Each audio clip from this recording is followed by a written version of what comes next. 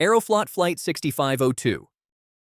Captain Alexander Kluyev bet his first officer he could land the aircraft blind. It was October 20th, 1986.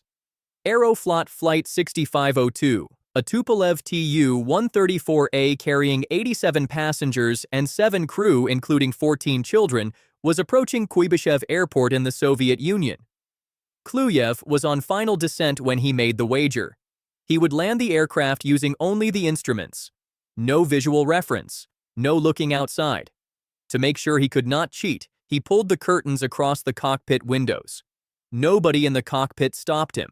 Not the first officer Gennady Zhernov, not the navigator, not the flight engineer. Air traffic control had already advised him to fly a standard non-directional beacon approach. Kluyev brushed it off. He had something to prove that afternoon, and 94 people behind him were about to become the audience. The Tu-134A slammed into the runway 500 feet past the threshold, coming down at nearly 5 times the acceptable sink rate. The aircraft veered off the runway, broke apart, and caught fire. 70 people did not survive. 24 people, including all 14 children on board, made it out with serious injuries. First Officer Zhernov reportedly worked to help passengers evacuate the burning wreckage and suffered a heart attack. He did not survive the ride to the hospital. The KGB kept the details classified for years. Photos of the crash site were smuggled out by a fire department officer and did not surface publicly until much later. When the trial finally happened, investigators established that the aircraft was in perfect condition. No mechanical failure, no engine issue, no control problem. Kluyev had over 8,000 flight hours on his record and a reputation for wanting to prove he was the best pilot in the room. He was sentenced to 15 years in prison and released after 6. A landing bet, curtained cockpit windows, and 3 crew members who watched their captain go through with it and did not challenge him. 70 people did not walk off that aircraft because their captain wanted to demonstrate a skill nobody had asked him to demonstrate. Northwest Airlines Flight 255. The MD-82 was in the air for exactly 14 seconds. It was August 16, 1987, at 8:44 p.m. when Northwest Airlines Flight 255 was cleared for takeoff from Detroit Metropolitan Airport. Captain John Mouse and First Officer David Dodds pushed the throttles up on runway 3C, bound for Phoenix with 149 passengers on board. They rotated for takeoff. The aircraft lifted off, and then, at approximately 50 feet above the ground, it began to roll left, then right, then left again. It struck a light pole beyond the end of the runway. The left wing tore off. The aircraft broke apart across airport property before crashing onto Middlebelt Road. 154 people did not survive. 2 more died on the ground. The one survivor was a 4-year-old girl named Cecilia Sichan, traveling home to Arizona with her parents and her 6-year-old brother David. A Romulus firefighter named John Theed found her still strapped into her seat in the wreckage. She had 3rd-degree burns, a fractured skull, a broken collarbone, and a broken leg. She was the only person on board Flight 255 who lived. The cause of the crash was not weather, not mechanical failure, not a bird strike. The flaps and slats, the moving surfaces on the wings that generate the extra lift needed for a heavy jet to leave the ground safely, were fully retracted at rotation. The MD-82 attempted takeoff in a configuration that left it unable to climb safely. The crew had never run the taxi checklist. The crew had faced taxi confusion and time pressure before departure. Investigators reviewing the cockpit voice recorder found no call for the checklist and no reading of it. The flap and slat position was one of the items that would have been checked. There was a backup, an audible takeoff warning system that alarms in the cockpit if the aircraft is not properly configured for departure. On Flight 255, the warning system had no electrical power. The circuit breaker for it was in a manually disabled position. Some pilots on the MD-82 fleet were known to pull that breaker because the alarm was considered a nuisance. Investigators could not conclusively determine why the breaker was pulled on this particular aircraft on this particular day. A skipped checklist, a disabled backup warning, and 14 seconds of flight. Garuda Indonesia Flight 200. It was 6:58 a.m. in Yogyakarta, Indonesia. Garuda Indonesia, Flight 200, a Boeing 737-400, was on final approach with 140 people on board. In the cockpit, Captain Muhammad Marwoto Komar, a 21-year veteran with over 13,000 flight hours, was flying the aircraft into the runway at nearly double the recommended descent rate. Next to him, his young first officer was watching a landing go wrong in real time. The ground proximity warning system started shouting, once, twice, then a third time, then a fourth. Over the course of the approach, it would sound 15 separate warnings, some of them the loudest and most urgent alerts an airliner is capable of producing. First Officer Gagam Saman Romana called for Komar to abort the landing and go around. Komar refused. Romana called again. Komar refused again. The airspeed was now 87 knots above normal touchdown speed. The 737 was shaking so violently under Romana that he later reported blacking out in his seat before the wheels ever touched the ground. Komar was not correcting. He was not slowing down. He was going to put this aircraft on the ground his way, and every warning system on board and every voice in the cockpit was screaming at him to stop. The 737 slammed onto the runway 2,820 feet past the threshold at 221 knots. The nose gear collapsed on impact. The aircraft tore straight off the end of the runway, ripped through a perimeter fence, crossed a public road, and came to rest in a rice paddy where it burst into flames. 21 people did not survive, 20 passengers and 1 flight attendant. Most of the fatalities were caused by the post-crash fire, not the impact itself. Both pilots walked away. Captain Komar was arrested and charged with 6 counts of manslaughter. Investigators found no mechanical failure that explained the crash. The decisive problem was the unstable approach and the crew's failure to go around. He was convicted of negligence and sentenced to 2 years in prison in 2009.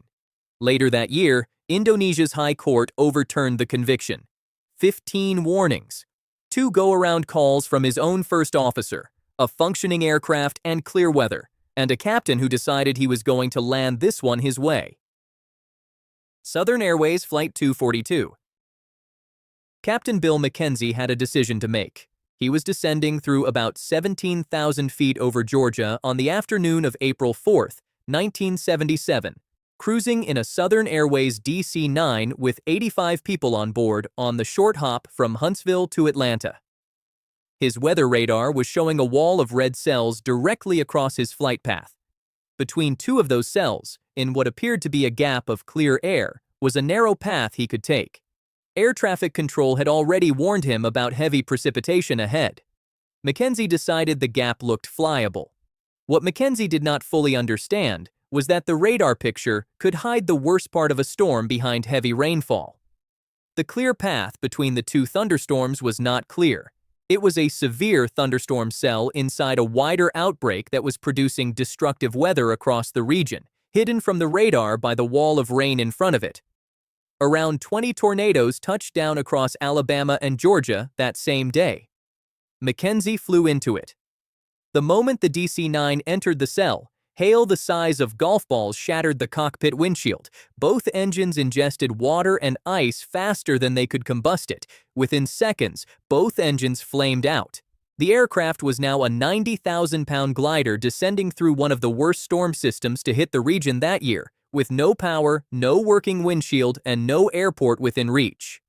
First Officer Lyman Keel took the controls. He was looking for anywhere to put it down.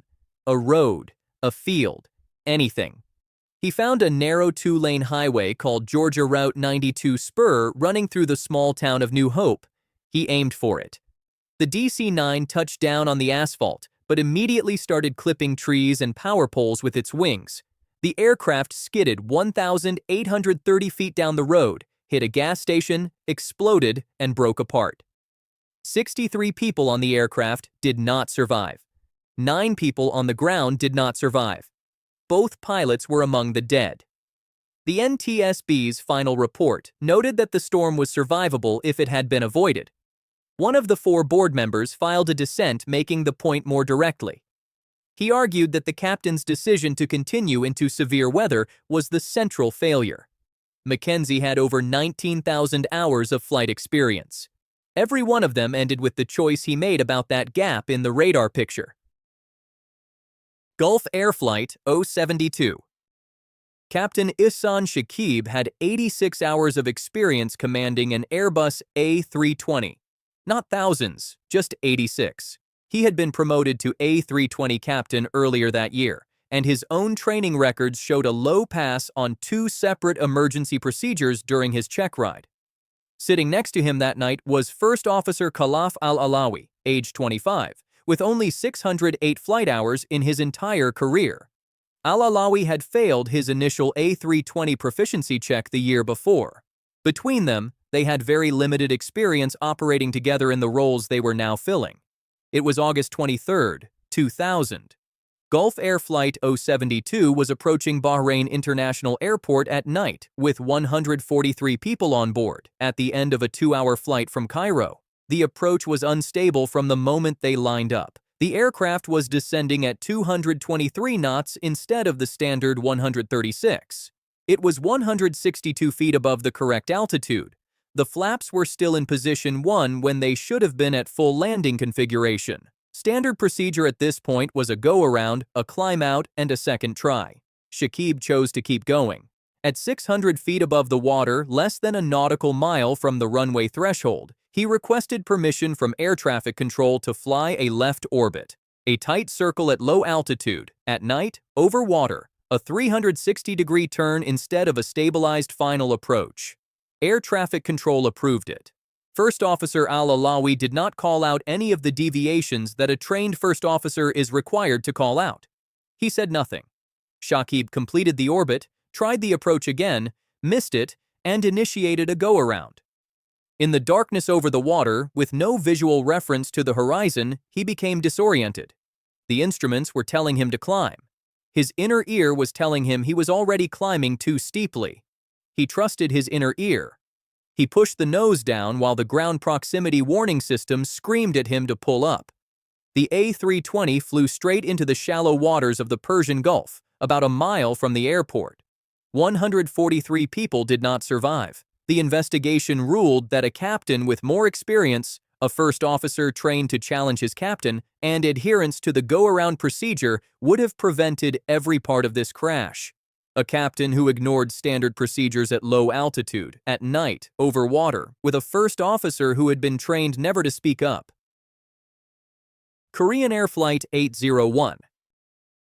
Captain Park Yong-chul was fatigued and openly frustrated with the airline's work schedule.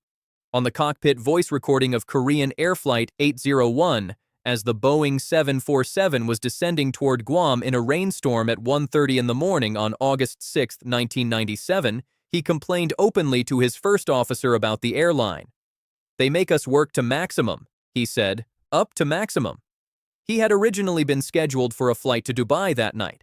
That flight had been canceled because he had not gotten enough rest for it. Korean Air then sent him to Guam instead. The 747 had 254 people on board and was on final approach in low visibility with heavy rain at the end of a 5-hour flight. Park was flying a non-precision approach because the ILS glide slope at Guam was out of service. This was one of the more demanding approaches a 747 captain can fly. It required manual step-downs at specific altitudes referenced against a VOR beacon located 3 miles from the runway, not at the runway itself. Park had briefed the approach and appeared to be executing it. He was, in fact, executing it incorrectly. Park appeared to believe he had usable vertical guidance for the approach, but the glide slope was out of service, and the crew were flying a non-precision approach that required strict altitude checks all the way down. Flight engineer Nam questioned the glide slope status more than once. Park continued anyway. The instruments were not giving him a path to the runway. They were telling the crew, over and over, that they had to manage the descent themselves. The 747 descended below 2,000 feet at a point where it was still 3 miles from the runway.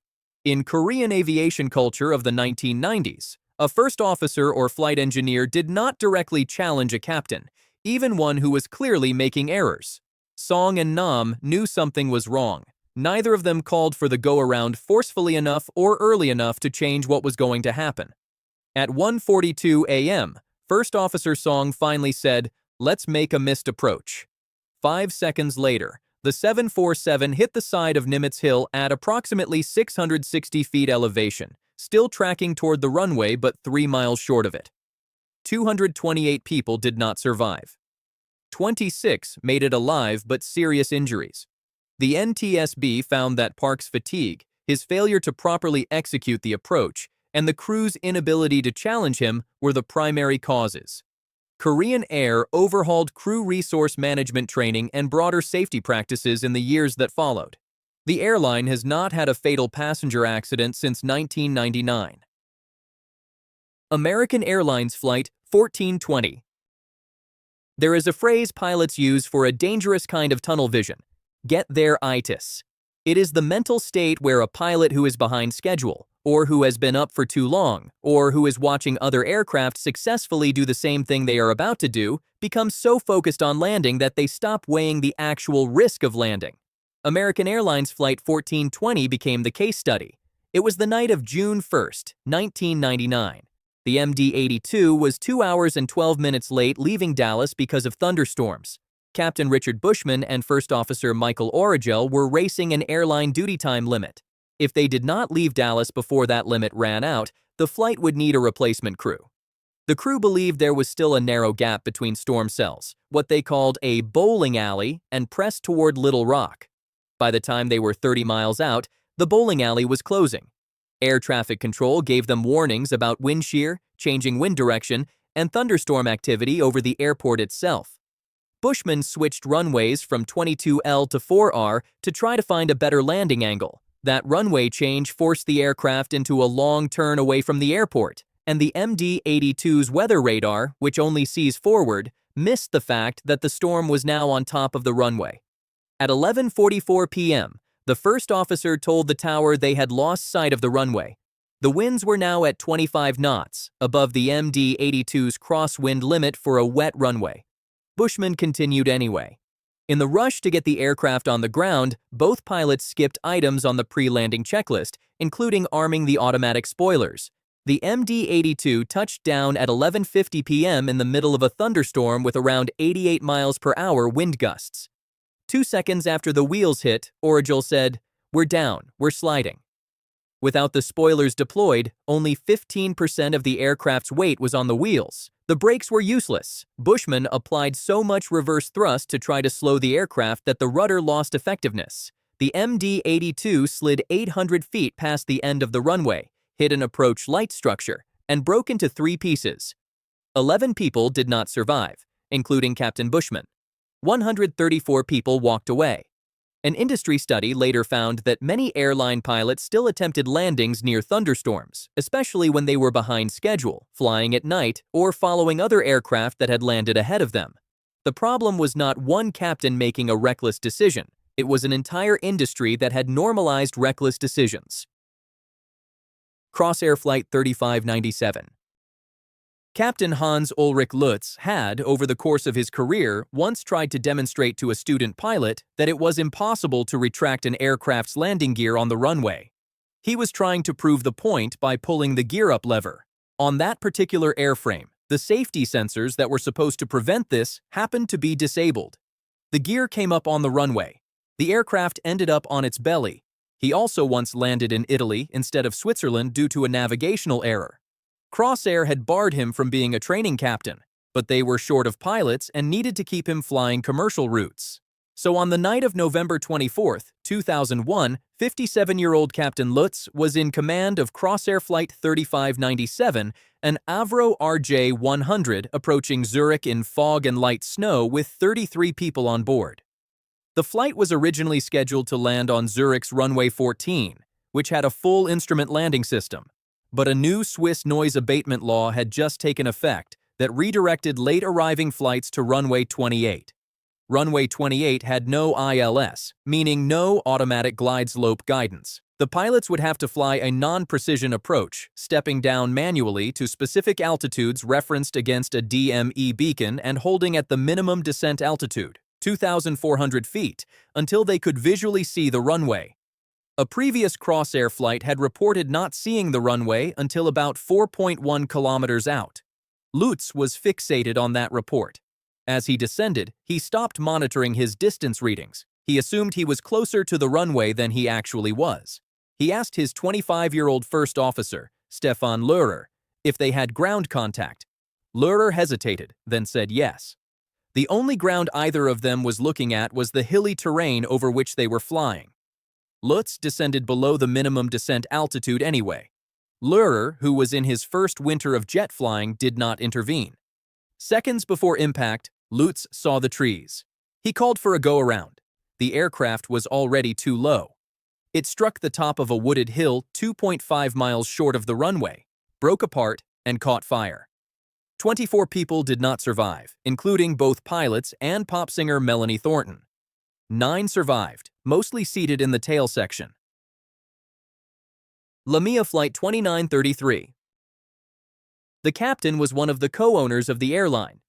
Miguel Quiroga was 36 years old, a former Bolivian Air Force pilot, and one of the co-owners of LaMia, a small Bolivian charter airline based in Santa Cruz that often carried football teams and other sports groups. On November 28, 2016, he was in command of LaMia Flight 2933, an Avro RJ-85 carrying the entire first-team squad of the Brazilian football club Chapecoense to Medellin, Colombia. They were flying to the biggest match in the club's history, the Copa Sudamericana final. It was a fairy tale season, and the plane was full of players, staff, journalists, and the families of a team on the verge of winning a continental title. The distance from Santa Cruz to Medellin was 1,598 nautical miles. The maximum range of the Avro RJ-85 was almost exactly that. The aircraft could physically fly the route with no meaningful fuel margin. What it could not do, under international aviation rules, was fly it legally. Regulations required a minimum fuel reserve of 30 to 45 minutes for holding, diversions, or unexpected delays. LaMia's flight plan did not include that reserve. An officer at Santa Cruz Airport reviewed the flight plan and rejected it multiple times because of the range problem. Quiroga pressured him. Eventually, a different officer signed off. A woman working at the LaMia counter, who would die in the crash, was overheard telling the airport official that the captain was confident there was enough fuel. Quiroga skipped the planned refueling stop in Cobija because his aircraft had departed late and the airport had already closed for the night. He did not divert to any alternative. He kept flying. By the time the RJ-85 was approaching Medellin, it was running on fumes. Air traffic control had another aircraft ahead of Flight 2933 with a fuel emergency of its own. That aircraft had already been declared and had priority. Quiroga did not declare an emergency. He requested priority landing without using the word emergency. The controller placed him in a holding pattern behind the other aircraft. Quiroga did not push back. He held. By the time the crew finally declared the fuel emergency, the aircraft was only moments from losing all 4 engines. The Avro RJ-85 glided in the darkness. The pilots asked repeatedly for vectors to the runway. They had no electrical power. They had no landing lights. They had no engines. The aircraft struck a hillside near La Union, Colombia, at 2,900 feet elevation, 20 kilometers short of the runway. 71 people did not survive. 6 people, including 3 Chapecoense players, walked out of the wreckage. The final report from Colombia's Civil Aviation Authority found what everyone already suspected. LaMia had been flying without legal fuel reserves for months. On 8 out of the 23 previous flights the airline had operated in the 3 months before the crash, they had violated the same fuel and loading regulations. They had simply been lucky. Every time.